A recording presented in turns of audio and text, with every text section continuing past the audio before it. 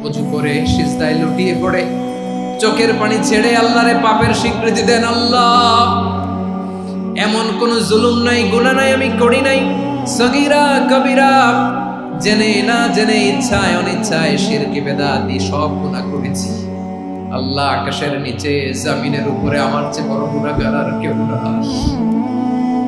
চোখের পানি ছেড়ে আল্লাহরে বলেন, আল্লাহ, আমি ছাড়া তোমার গোলামের অভাব নাই, তুমি ছাড়া আমার দ্বিতীয় কোনো রব নাই, তুমি ছাড়া তো কেউ আমার গুনাহ ক্ষমা করার নাই, তুমি আমার রব, তুমি আমার সব। বলতে পারবেন?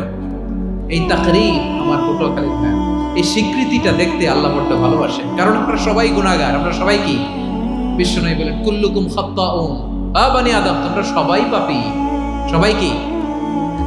সবাই পাপী। আমরা সবাই পাপী। আপন পাপের বাটখারা দিয়ে অন্যের পাপ মাপি। আমরা যে পাপী এটা ভাবতে মনে চায় না কারণ, খালি অন্যের পাপ দেখি আমরা, এটা ভুল। ওর এই পাপ, ও পাপী, ও জালেম, ও জাহান্নামী, এরকম একটা টেন্ডেন্সি। আমার যে কি হালাত এটার খেয়াল নাই।